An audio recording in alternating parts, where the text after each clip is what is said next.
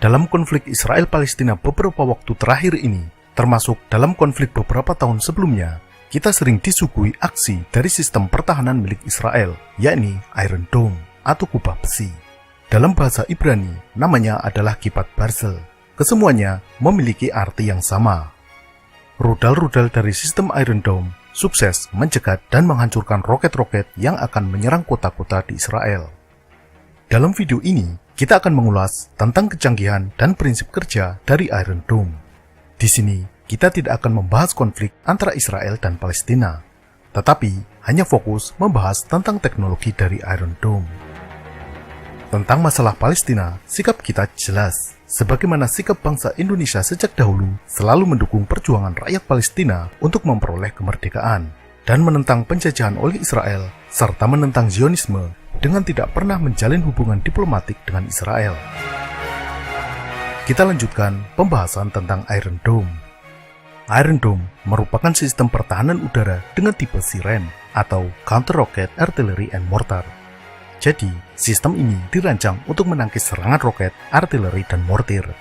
Ketiganya memiliki persamaan, yakni lintasan atau trajektori berbentuk parabola dan umumnya tidak berpemandu atau unguided. Iron Dome dirancang untuk dapat menangkis serangan roket dan artileri yang ditembakkan dari jarak 4 km hingga 70 km.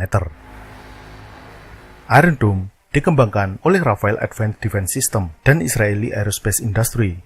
Sistem ini mulai efektif digunakan sejak tahun 2011. Iron Dome terdiri dari 3 komponen utama, yakni sistem radar, battle management and weapon control, dan unit peluncur misil.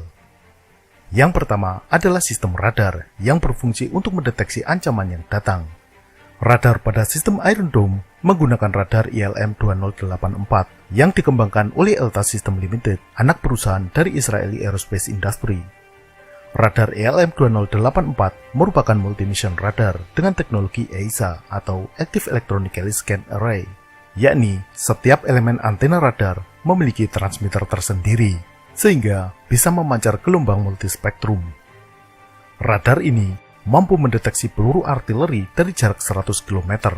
Untuk target yang lebih besar seperti rudal bertenaga turbojet atau ramjet atau yang biasa diistilahkan sebagai air breathing target, radar mampu mendeteksinya hingga jarak 350 km. Untuk target berukuran kecil, semisal peluru artileri, radar bisa melacak hingga 200 peluru artileri secara bersamaan. Untuk target yang lebih besar seperti pesawat dan rudal, bisa dilacak hingga 1.200 target. Selain untuk mendeteksi dan melacak target, radar ini juga digunakan sebagai pengendali dari rudal penangkis yang ditembakkan.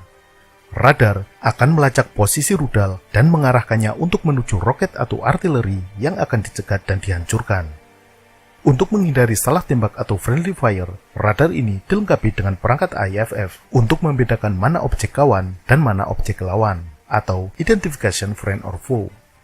Sebagai perangkat deteksi tambahan, terdapat pula sensor elektro-optikal dengan sensor inframerah. Hasil deteksi dari radar ini dikirimkan ke Battle Management and Weapon Control atau disingkat BMC. Ini adalah otak dari sistem Iron Dome. Di sini, hasil deteksi radar tersebut dianalisa. Dalam beberapa detik setelah target terdeteksi, sistem sudah mampu mengkalkulasi lintasan dari target dan memperkirakan di mana titik jatuhnya roket atau artileri tersebut. Dengan mengkalkulasi lintasan proyektil tersebut, sistem juga dapat mengetahui lokasi peluncuran, di mana nantinya dapat mengirimkan serangan balasan.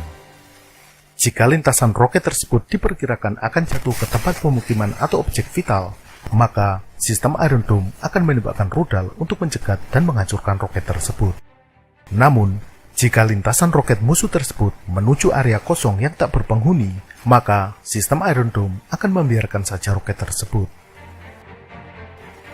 Sistem radar dan BMC ini umumnya berada di tempat yang sama, dilengkapi dengan power supply dan jaringan telekomunikasi.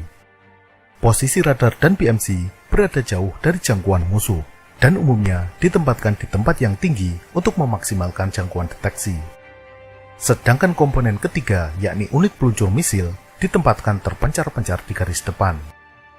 Unit peluncur ini bersifat mobile dan selalu berpindah-pindah untuk menghindari serangan atau sabotase musuh. Sebenarnya, radar dan BMC juga bersifat mobile. antara unit peluncur dengan radar dan PMC dihubungkan dengan sistem telekomunikasi wireless. Setiap unit peluncur berisi 20 rudal atau interseptor yang bernama Tamir. Nama Tamir merupakan akronim dari Til Meyaret yang berarti rudal pencegat.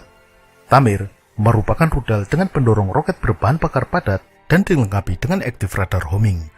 Ketika diluncurkan, Tamir ini dikendalikan oleh sistem radar menuju target yang akan dicegat.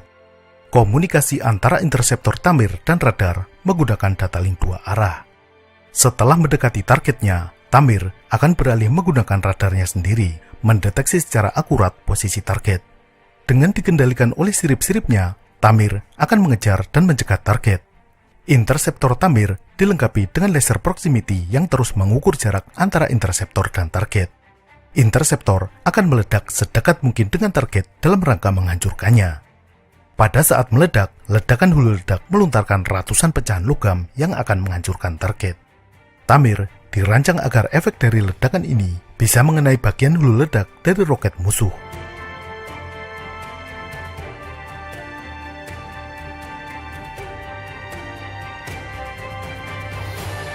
Kecanggihan dan efektivitas dari Iron Dome ini tentu harus dibayar mahal. Meskipun tidak ada data resmi berapa tepatnya harga per unit satu interseptor Tamir, namun beberapa sumber menyebut harga per unitnya antara 50.000 hingga 100.000 dolar, atau antara 700 juta hingga 1,4 miliar rupiah. Harga ini 100 kali lipat lebih mahal dibandingkan harga roket milik Hamas yang dicegatnya. Namun, jika berkaca pada konflik tahun 2014 bahwa beberapa roket dan mortir Palestina yang berhasil mengenai Israel menimbulkan kerugian material sekitar 560 miliar rupiah dan kerugian ekonomi 1,5 triliun, maka biaya Iron Dome ini masih sangat layak. Selain itu, Israel tidak perlu khawatir masalah biaya. Ada yang selalu siap untuk membantu, yakni Amerika Serikat. Pada tahun 2014, setelah Perang Gaza, Amerika Serikat memberikan bantuan darurat kepada Israel untuk produksi Iron Dome. Jumlah bantuan yang diberikan adalah 225 juta dolar atau 3,2 triliun rupiah. Hingga saat ini, Amerika Serikat telah memberikan 700 juta dolar atau 9,8 triliun rupiah kepada Israel untuk keperluan riset, pengembangan, dan produksi dari Iron Dome. Israel diperkirakan akan melipat gandakan jumlah dari unit peluncur Iron Dome. Ini karena sekarang Iron Dome bisa ditembus dengan serangan masif terus-menerus. Ketika interseptor pada peluncur habis, maka dibutuhkan waktu untuk mengisi ulang. Pada saat inilah terjadi kekosongan pada salah satu unit peluncur, sehingga roket musuh bisa masuk.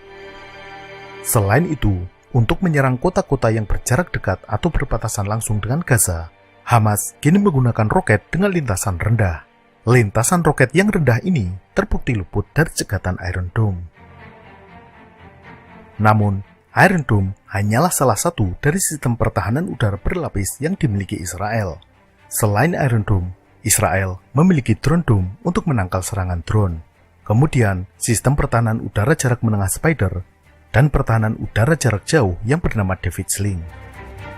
Sistem-sistem pertahanan udara ini membentuk perisai berlapis yang sulit ditembus.